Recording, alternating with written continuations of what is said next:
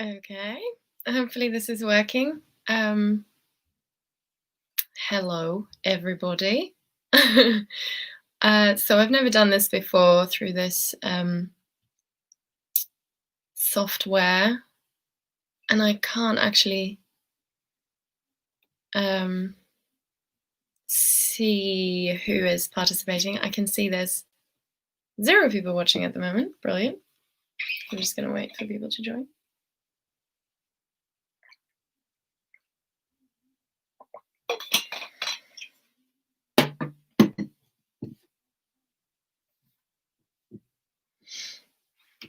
Right.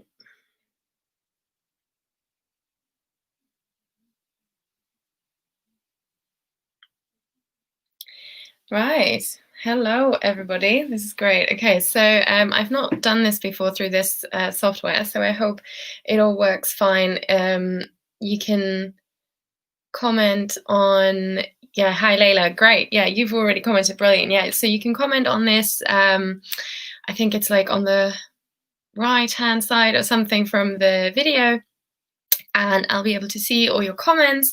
So if you have any questions while I'm talking, feel free to put it in the comment section so I can answer your questions. All right, so hello, everybody. Thank you so much for joining me on this.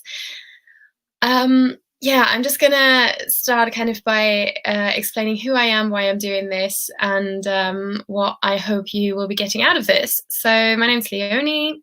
I am an actress, voiceover artist, writer, singer, all of the above. And I started working in voiceover about 6 years ago while I was still in drama school, actually. It was a great way to kind of make a bit of money while still training, because obviously you can fit it really flexibly around your schedule.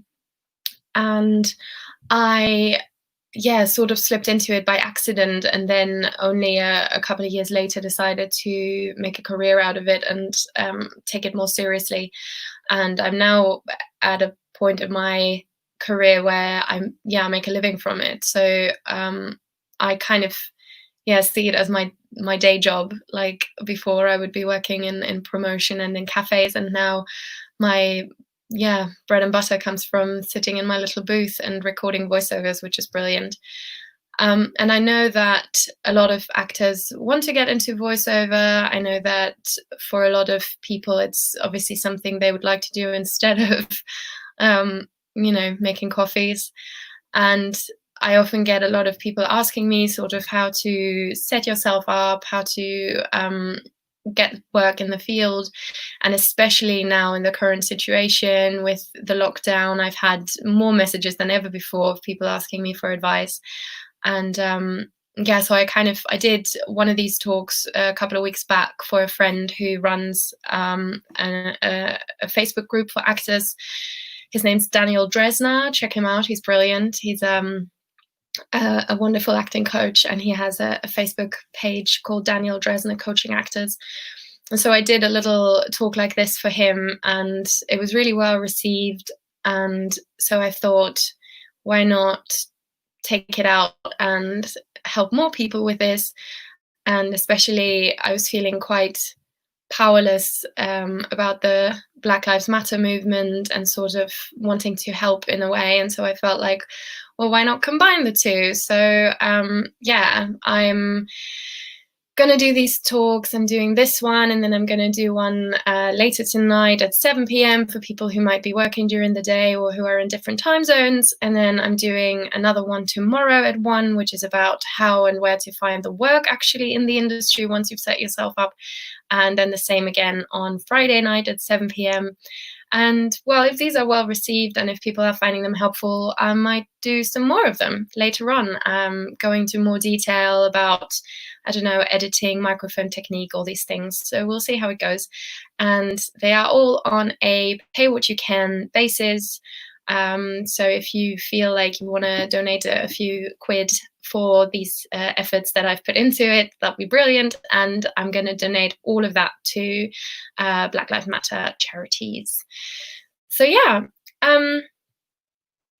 I have prepared a little presentation for you guys, which I have also uploaded as a PDF to my Google Drive, which you can find in the description below in the video, the link to the Google Drive.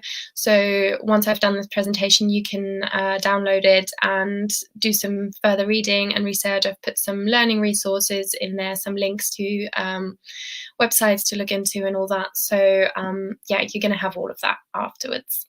So I'm just gonna put this here on the screen. I love this this software. A friend has recommended it to me, StreamYard.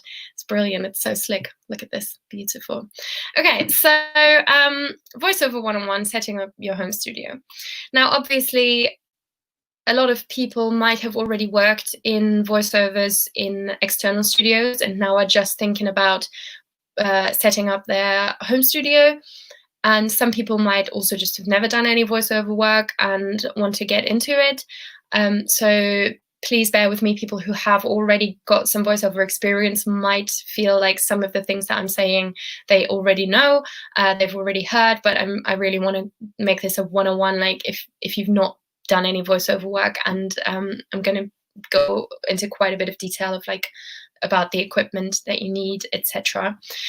So I think one of the common mistakes a lot of people make, and I already made in the beginning, is to go and buy a great microphone and then think that that's it, and now I'm going to make some great voiceovers just because I've got a great microphone. Now, the problem with that is really the most important thing about your voiceover setup is not so much your microphone, but it is your recording environment. Now, your recording environment, obviously meaning your studio, needs to have 3 key features that it needs to provide, which is it needs to stop sound reflections. That means your voice bouncing off of surfaces in the room and bouncing back into the microphone. That is the probably the biggest issue that I hear on a lot of recordings from people who haven't set up their voiceover environment properly. We can hear that sort of roomy sound where it sounds a little bit like they're in a bathroom. I mean, that's now exaggerated, obviously, but where you can hear the voice bouncing off of surfaces in the room and bouncing back into the microphone and creating a sort of echo.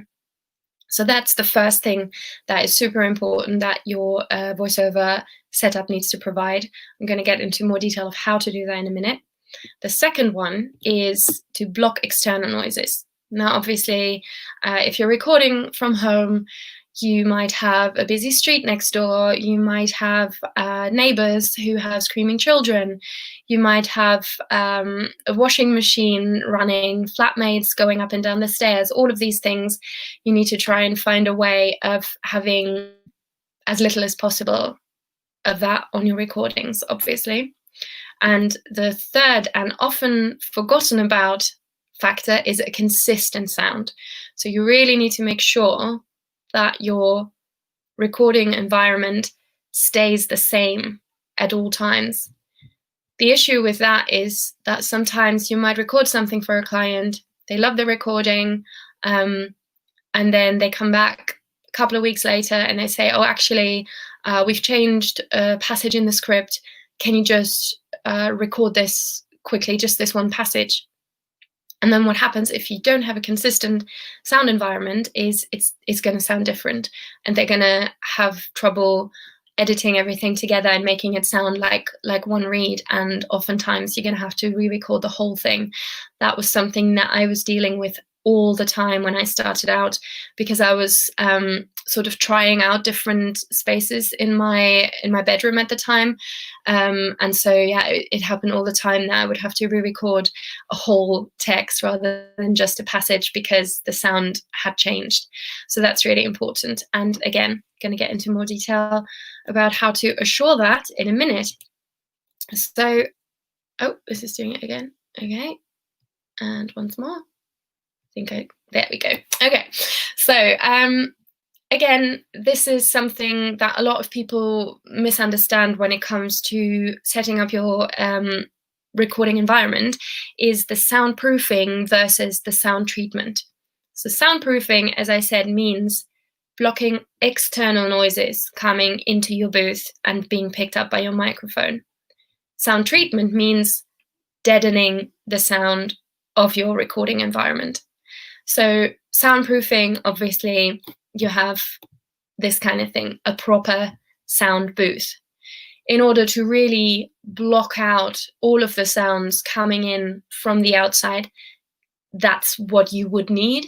So we're talking double floor, big double glazing windows, all these things, which in a home studio environment is really not possible unless you have hundreds and hundreds of pounds to spare to invest in a booth like that, or to build a booth like that yourself.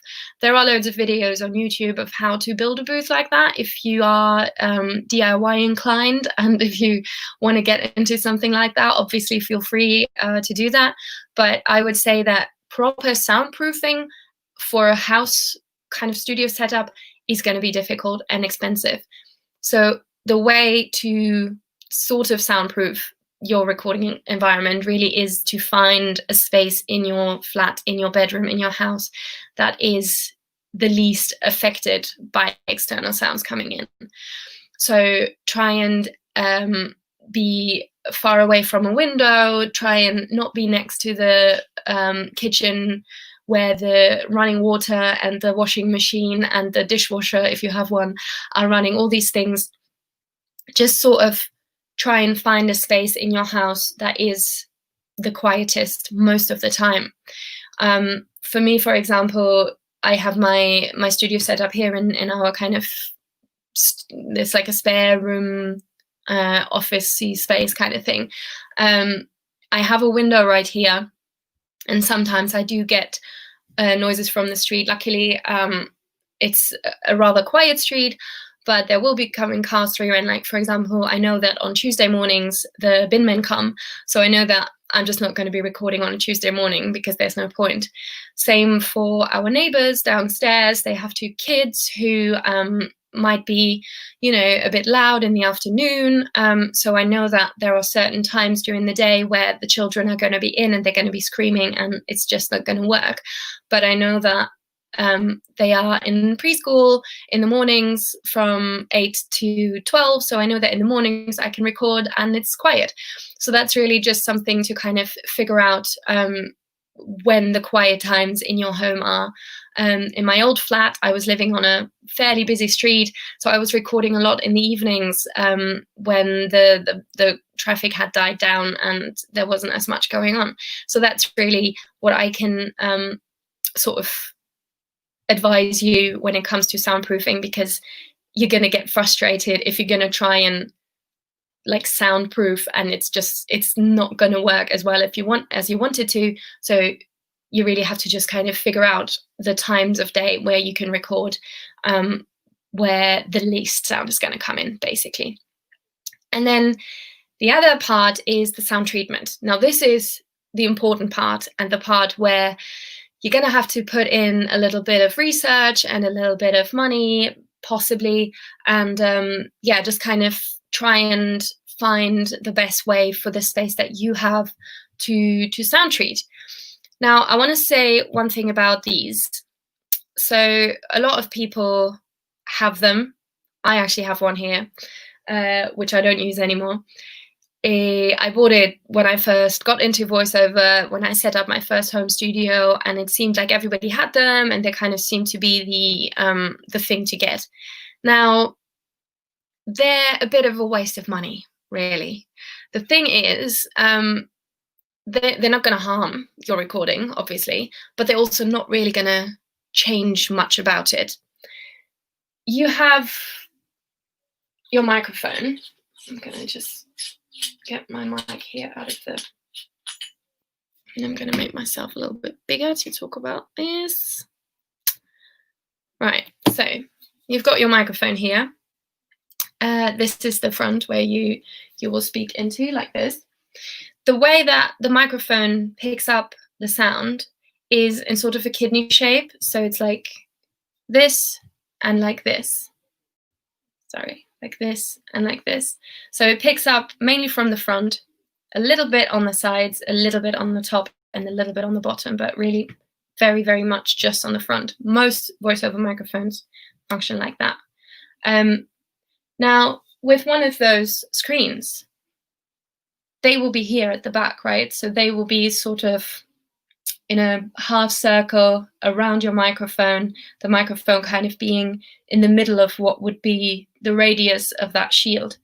So it will be shielding all the area where the microphone isn't picking anything up anyway. So it might, shield a tiny little bit of sound bouncing off the walls and coming back into your microphone, but really the sound quality isn't going to be much different. So I would say don't bother. As I say, I had one, I used it, but it really doesn't change much about the quality of your recording. So it's going to be more important to really look into how to treat the space that you're recording in, which is going to be more important than those screens. So that's just a little thing on that. Now, how to actually then soundproof the recording that you're in. Sorry, not soundproof, sound treat. Made my own mistake then. So how to sound treat. One of the most common versions of sound treatment is acoustic foam. So it's these tiles that probably all of you will have seen before. You can get them in this sort of egg carton kind of look where it's like all these little peaks, or you can get them like this. I just prefer the look of this one. It really doesn't make much of a difference which ones you get. So these basically are stuck to the walls, stuck to the ceiling, behind you, around you, just to stop the sound waves that come from your voice bouncing off the wall and reverberating back into your microphone. That's all they do. They absorb that sound and they deaden that that echo coming back from the wall into your microphone. They are not too expensive. You can get sort of packs of, I think I got like a pack of 24 of them for 30 quid or whatever. They're really not too expensive, and they're quite easy to just stick to your walls.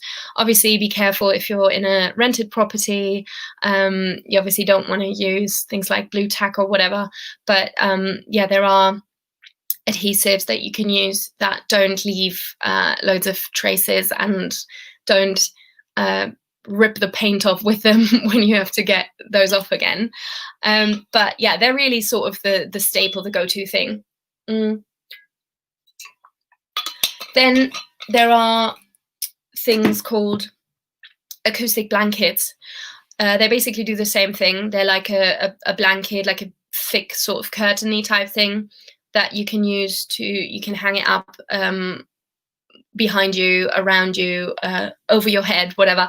And they do the same thing. They're just a thick kind of fabric that absorbs the sound.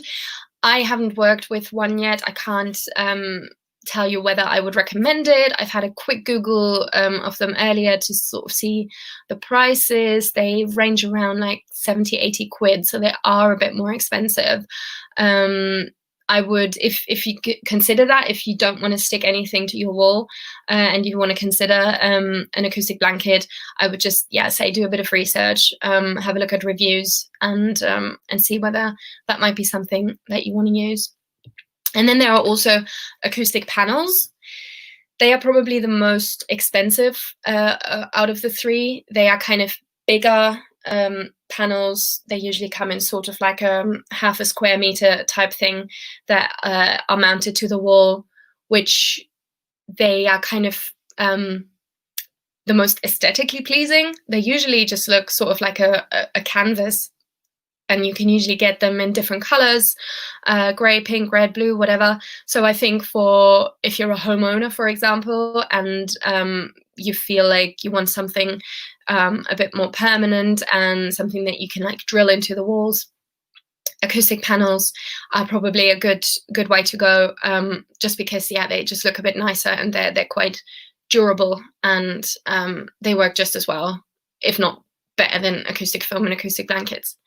Now, obviously, all of these things cost money. I know that all of us actors are currently probably out of work, probably not making an awful lot of money, and it might seem like a bit of a daunting thing to invest into something where you don't really know how much money you're going to get back from it. So there's always, I don't know why it keeps doing that. There we go. There's always blankets, pillows, mattresses, clothes, and curtains. All of these things will also work really well to absorb sound. Basically, anything that's thick and fluffy will help you shield your recording equipment in a way that it stops your voice bouncing around in the room. In my old flat, before I moved here and set up a proper little studio, I was basically recording in a corner of the room. I had a big sort of velvet armchair that I would sit in. I had my microphone in front of me, and I just had, it was my clothes chair, you know, the clothes chair with like loads of clothes all over the chair. I basically just had the that in the back of me, and towels hanging from the side from the wardrobe, and so that was my recording environment, and it sounded great. So really, if you don't want to or can't invest into anything right now, yeah, all of these things are going to do a really great job as well. I'm just going to have a real quick look. There might be questions or something. Oh, okay. Let me just have a look here. So David is saying, I've hung acoustic blankets and they absorb enough that a passing car used to appear on the recording and doesn't now. Quality leap, awesome. Okay, yeah, that's brilliant. So acoustic blankets seem to be doing the job. That's great to know. The brilliant thing is I often have a pile of clothes on a chair. Yeah, absolutely. I mean, yeah, the pile of clothes is very helpful. A lot of people actually record in their wardrobes. Now, that's something that you can do, but I would always be careful that, first of all, the wardrobe isn't too small, because the smaller your recording space is, the more the I'm just gonna get rid of this for a second. So the smaller your recording space is, the more the sound is just gonna bounce off the walls and it's gonna start sounding boxy. So I made that mistake again. I've made loads of mistakes, so you don't have to. I had a walk-in wardrobe in my old flat, which was literally just like I don't know, 3 feet by 3 feet, and I was recording in there, and it just didn't sound good. It's too small, and you would have to really treat every single inch of those walls to make it sound anything less than, yeah, you're recording in a wardrobe. You can basically hear it. But what you can do, if you have like a wardrobe, you can open the doors and you can sit in front of or stand in front of the clothes behind you. So that kind of just stops your voice bouncing behind you and then back into the microphone. So that's a good way of going about it. You always really have to think about, where does the sound go into the microphone? And the sound is being picked up mainly from the front and a little bit from the sides. So the most important parts to sound treat in your room are behind you and next to you and above you. And that's something that's really important as well. A lot of people forget the ceiling. So make sure that if you are in a room with high ceilings, try and have something above you that somehow also deafens the sound. So it can be, you know, one of those clothes rails, and you just hang something over that, or 2 mic stands and you hang something over that, or like in my case, I actually have these tiles stuck to the ceiling as well. So that's definitely something to consider. And it's just really a question of trial and error. You just have to sort of try out a few things, test, what does it sound like when I listen back to it? Is it does it sound a bit roomy? Does it sound like I'm getting an echo? Okay, where might that echo be coming from? Sometimes it's helpful to just put yourself in that environment and clap and see whether you're getting anything back. And it's just really a playing around and sort of seeing what works for you. But I can tell you that is the single most important thing to do before you even think about buying yourself a microphone and whatever else, especially the more high-end you go with your microphone, the more it will pick up the flaws in your environment. So if you want to invest in a nice microphone, make sure that your recording environment is up to the task. Because yeah, the better the microphone, the more it will reveal the flaws. I would caution spending any money until you've considered options. Yeah, absolutely. I agree with you there, David. I think a lot of people kind of, make that mistake. I don't know, they've just filmed an advert and they've got a few hundred spare and they just set themselves up in a studio and then they don't really know what to do with it. And so I think really the key is to do a lot of research, to see what your options are, and then to kind of try and find the best version of this for yourself. Okay, so I'm just gonna put this back up. Oh, hey, stop it.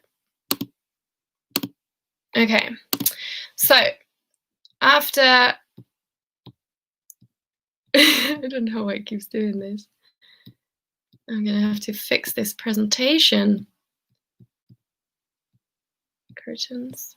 There we go. Okay, and now we are going to talk about the equipment that you then actually need once you have your recording environment figured out. Layla has already asked, what kind of microphone do you use? That's what I'm gonna get into now. So obviously the microphone that you need is needs to be a decent quality. It doesn't need to be the £1,000 Neumann sort of industry standard. As I said, it's probably going to reveal more of the issues that you have in your environment than it's going to do you any good. So there are a lot of sort of entry-level, good quality voiceover microphones that you can have a look at. I have, at the end of this presentation, I've compiled a little list of sort of the best, the standard ones that usually people tend to start out with. As I said, you can download this in the description below. I have put the link to my Google Drive where you can download this whole presentation, and you will find the names of some microphones that I would recommend. I'm going to talk a little bit more about what sort of microphone to look at in a minute. But just to kind of have an overview of the standard equipment that you really need is the microphone with the shock mount, which is the kind of spidery looking bit that's around the microphone.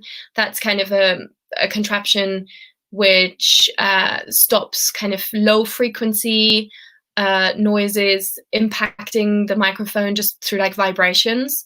That usually when you buy a voiceover microphone, it comes with the shock mount, so you probably don't even have to worry about getting a separate one.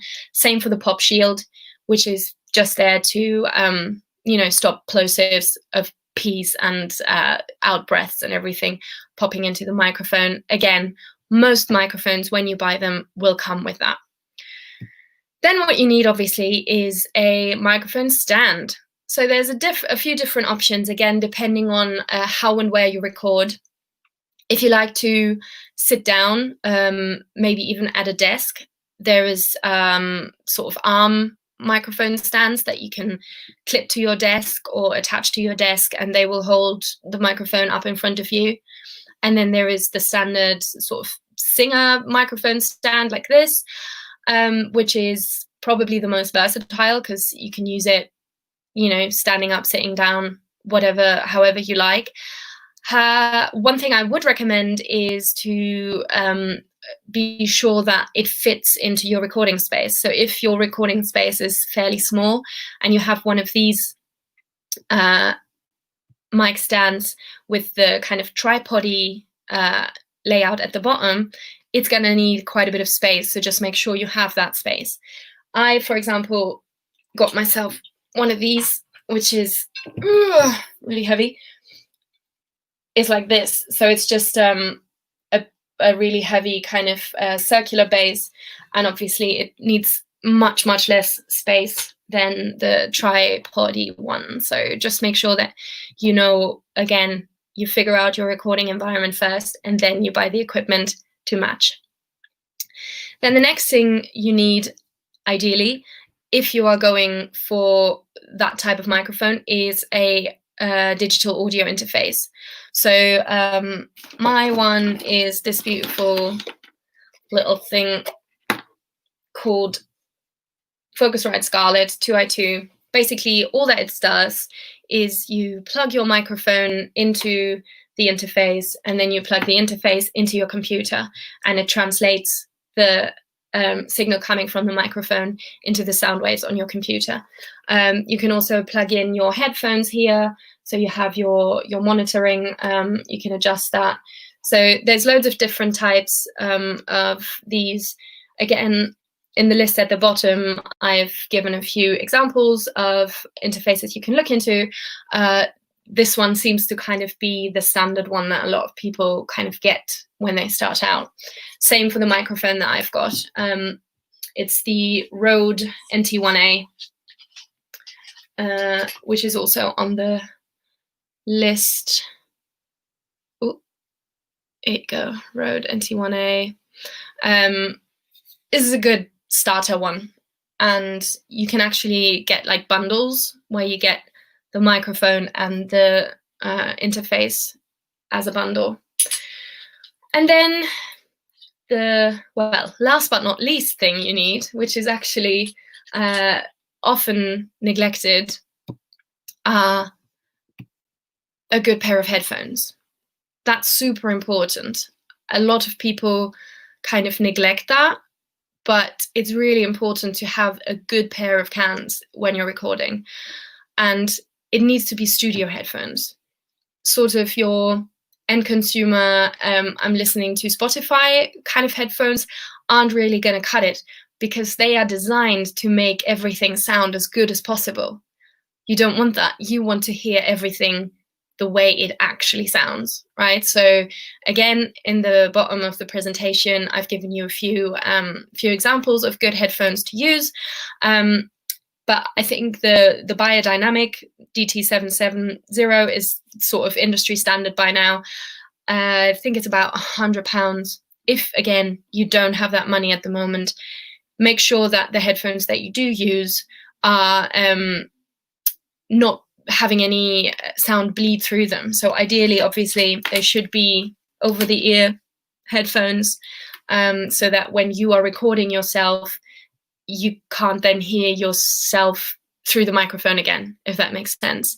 If you're using earbuds, again, make sure they don't bleed. I would probably recommend not to use earbuds, also just because the frequencies just aren't as true to what you're really recording. But yeah, it's an important thing that is often neglected. So if you can, invest into a good pair of headphones. Again, if you can't, whatever you have will do for now. But when you want to try and take this more seriously and sort of, go up a level, definitely invest in a good pair of headphones. Okay, David, what would you say a starter budget is? Okay, what would you say a starter budget is? Absolutely, actors need to invest in their career if they can. I think when I kind of upgraded my studio from the sort of first very, very basic setup that I had, I think I invested about £300 into the microphone, the interface, everything around it.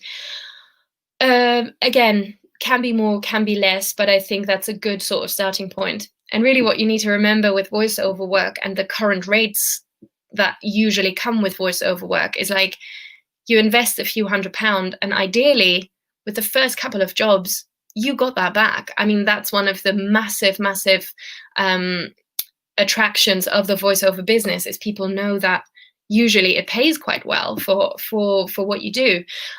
So yeah, you have to kind of consider that investment hopefully will come back.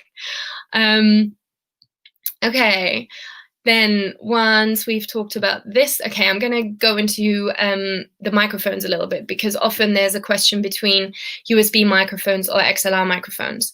Now, for anybody who doesn't know, the difference is a USB microphone plugs directly into your computer via USB, and you can then use your software, to edit and record and everything.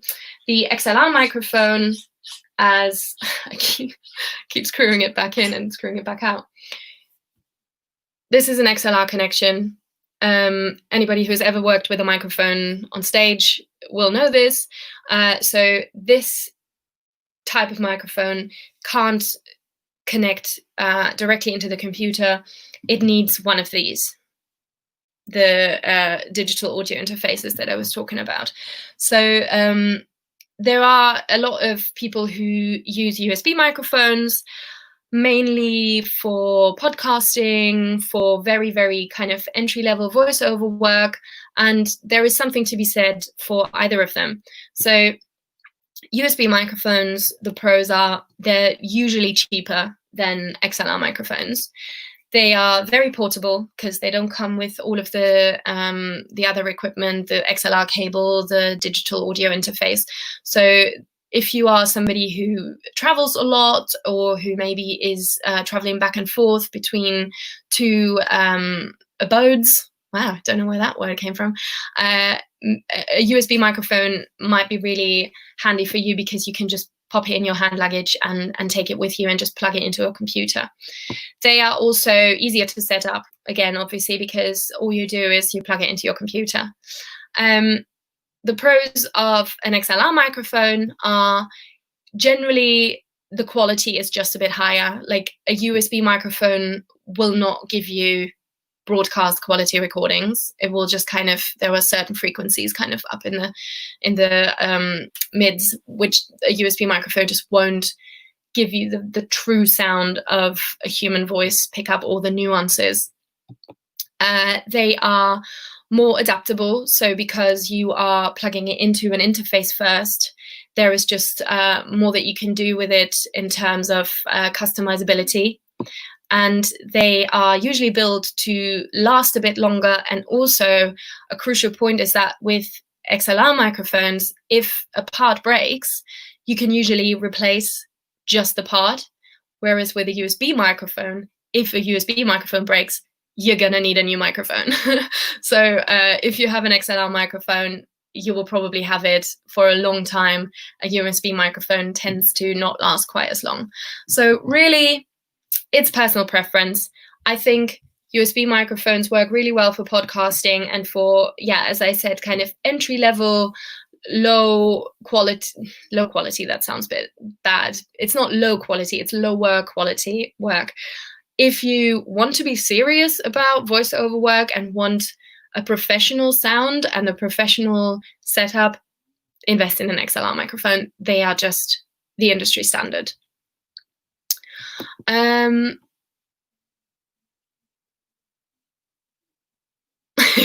David, you're just too quick for me. You keep saying everything that I'm about to say. Okay. Oh God, it's doing it again. It's just reiterating the points that I just said. Okay, software. So once you have your setup and you have something that plugs into your computer, whether it be a USB mic or an XLR mic, obviously you need somewhere to record. Now, usually most computers come with some kind of recording software, like definitely Macs come with GarageBand. I don't actually know about PC. I haven't had a PC in a long time, whether there's some kind of recording software on there. But Audacity is a free software. You can literally just go and download. And for somebody starting out, really, you know, that they do that. The Audacity kind of does what you need to do as a voiceover who's starting out. Then there are the paid for programs like Reaper, Logic, Adobe Audition, Pro Tools. The list is endless. There are tons of them. I personally work with Logic, but that's just because I got it from my brother-in-law who has a license. He works in like audio engineering, and he gave me a copy of it.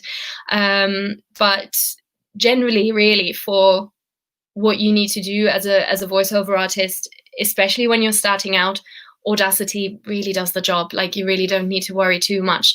I mean, what is it we need to do? We need to record something. We need to edit it. Edit clicks and mistakes out, etc.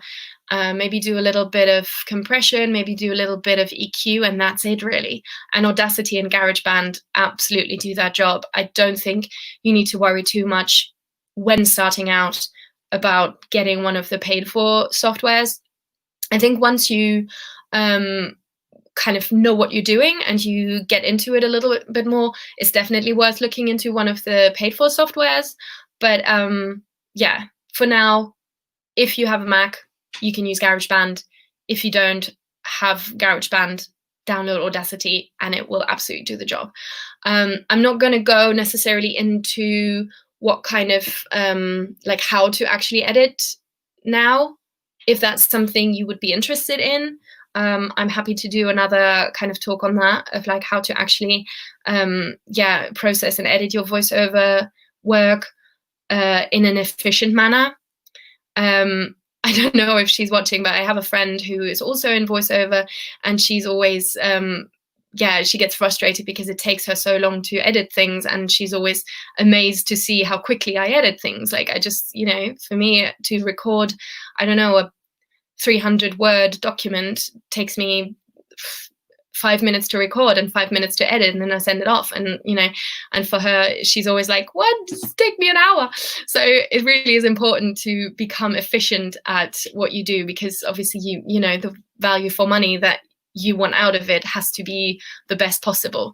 So if you would be interested in finding out how to efficiently edit your voiceover recordings, I'd be happy to do another talk on that as well. Sorry, I'm excited because your information is the same as 2 months of research has taught me. I'll wait for the conclusion. Okay, David. Yeah, I mean, that's a great thing to say, David, really, because all of these things that I'm telling you, I have learned through obviously a few years of doing it, but also, to just go out and do your research. That's really the biggest thing that I can tell you to do. And I have put a few learning resources into this presentation as well. The first one, Gravy for the Brain, is probably the best and most comprehensive and most exhaustive voiceover learning resource you could possibly imagine. It's a website founded by two lovely men who, they provide voiceover training. There are a few free resources on there, a few sort of blog posts, kind of for the very sort of basic information, which, they'll probably tell you the same thing that I've just told you. And then they have tons and tons of webinars and mentoring and lessons and courses on the paid for version.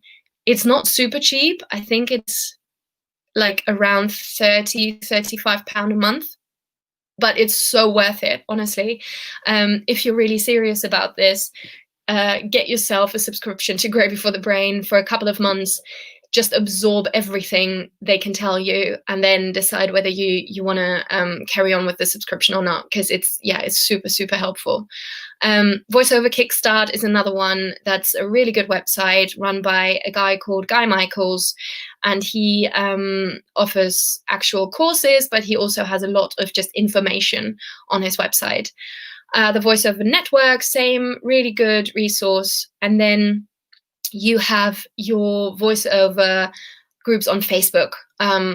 That's probably was my first port of call when I kind of started getting into it.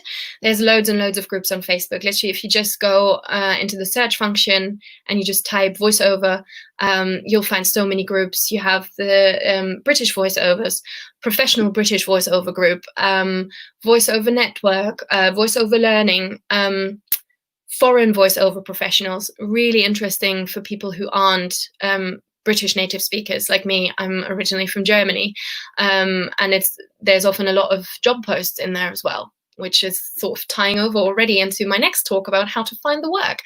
And then obviously YouTube. I mean, there are so many videos on YouTube about how to set up your home studio, with like literal step-by-step guides of how to build a booth, how to stick acoustic foam to your walls. There's literally absolutely everything on there. You will probably find some conflicting information, some contradicting information, as always, but for you, it's really just for you to kind of have a look at what works for me. What kind of budget do I have at the moment? What situation am I in? Am I likely to move out of this flat within the next 6 months? If so, don't invest into loads of stuff to set up your recording environment, and then you move to a different flat and it doesn't work there. So, you know, it's just obviously for each of you individually, have a look at what your situation is currently permitting, but also demanding. And then, as I said, there's a little list here of microphones, interfaces, and headphones that I would recommend. And then I've put you a few links in here as well that you can have a look at, which is just, yeah, a lot of kind of helpful information of where to look for these things. So basically, what I like to call this is like, it's a starting point for you to then go off and do your own research, really. I mean, I know it's nice to be drip fed information and get like a custom solution, but obviously, yeah, I can't offer that. But I hope that it's a little bit helpful, just to kind of a starting point for you to then say, okay, so now I'm going to look into my recording environment, and then I'm going to look into how to soundproof that, and then I'm going to look into equipment. So just to kind of know sort of a to-do list of how to set yourself up. Right, let's have a look. An editing tutorial would be amazing. Okay, this is great. Thanks for editing. Okay, cool. Yeah, I think an editing tutorial seems to be something that people would like. Absolutely, I can totally do that. I have joined Voiceover Kickstart, and so far I found them really helpful. Yeah, same. I did a course with Guy a couple of years ago, I think. And yeah, I thought it was really brilliant and really helpful. And they have a forum as well, where people can just sort of exchange information and help each other. Same for Gravy for the Brain. There's also a mentoring forum. They're super helpful. Oh, thank you, Julie. That's lovely. I'm just gonna put this is gonna be so cringy, but we know why I'm doing this. I'm just gonna add this lovely banner just to remind everybody of my my PayPal. As I say, it's a pay what you can donation-based thing, and everything is gonna go to Black Lives Matter charities. So I'm just gonna leave this here for a minute. Now, are there any more questions that people would like me to answer? I know I've sort of rambled on a lot. I hope it's been a little bit helpful, and I'm happy to answer more questions if there are any. I think there was something, oh yeah, there was something else that I was going to say. When you build kind of a booth space, like if you actually do want to do that, the way that for example, I've done it is, you know, these Japanese folding screens, like I can probably show you. Ooh. That it's like these those kind of room divider things. So I got one of them, and I stuck acoustic foam to them and changed the hinges to turn it into a C shape rather than the kind of concertina shape that they normally are. And that's a really great way to, for very little money, create yourself a little booth. And then my boyfriend made another panel for me in his little woodworking shop. So that's just really handy that I have a woodworker in the house. But something that's important is try, if you actually do build sort of a booth space, to not make it rectangular. Try and have your walls not be entirely parallel, just because, again, of how sound travels. If you've got your sound going out into a wall that's parallel to where you are, it just comes straight back at you. if it's a little bit off and a little, sorry, I just keep having my hand in front of the camera. If it's a little bit not parallel, the sound will go somewhere else, will then go somewhere else. So it's a little bit better at kind of diffusing the sound. So yeah, just make sure to not be in like a boxy kind of space that's just completely parallel walls, just because, yeah, if it's not parallel, it helps diffuse the sound, if that makes sense. Okay, thank you. You have helped me clarify some decisions and confirm choices I've already made, i.e. the mic and interface. Oh, that's great. Yeah, I'm glad I could help people. I don't actually know whether I recorded this now, but I'm doing the same thing again tonight at 7, and I will record that and then upload it to my YouTube channel afterwards as well, so that people who might have missed these can come and watch them. And yeah, I don't know if there are any more questions. If not, I guess we can call it a day for now. And yeah, just to remind you, the next one that I'm doing will be how to find work, how to kind of market yourself once you are all set up and know what you're doing. And that will be tomorrow at 1 and also Friday at 7. So we can all then open a bottle of wine afterwards and welcome the weekend. Yeah, okay. Thank you so much for joining, everybody. I really appreciate it. I mean, this was absolutely not what I expected when I did my little tweet and thought I would get like 5 people say, oh yeah, this would be great. And suddenly I had like 200 replies and 600 likes on the tweet. It was like, I can't handle the fame. So did I have a voice agent when I started out? Jenny is asking. I didn't. That's definitely something that I'm going to talk about in the next talk tomorrow. I didn't start out with a voice agent, and yeah, I still get probably 80% of my work not from my agent, mostly from myself. So stay tuned. Okay. Yeah. I'm gonna.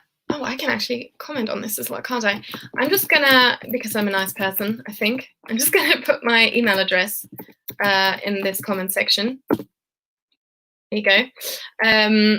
Just in case you think of any questions that you didn't ask now, and you want to get in touch, and even, you know, if you have set yourself up and you want some feedback on your sound or whatever, feel free to send me a sample recording and I can give you a little bit of feedback.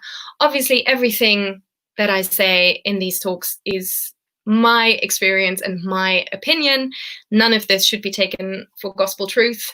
It's definitely very important that you go and do your own research and find whatever works for you. But I'm obviously happy to help, because yeah, so you don't need to make all the mistakes that I made in the past. Yeah, okay. I guess that's it then, if there's no more questions. Thank you. This has been useful, brilliant. I'm so glad people think this has been useful. I was very nervous doing this. So yeah, I'm gonna just end this broadcast now, and thank you everybody for coming and joining me, and I'm looking forward to seeing some of you tomorrow or Friday. Bye.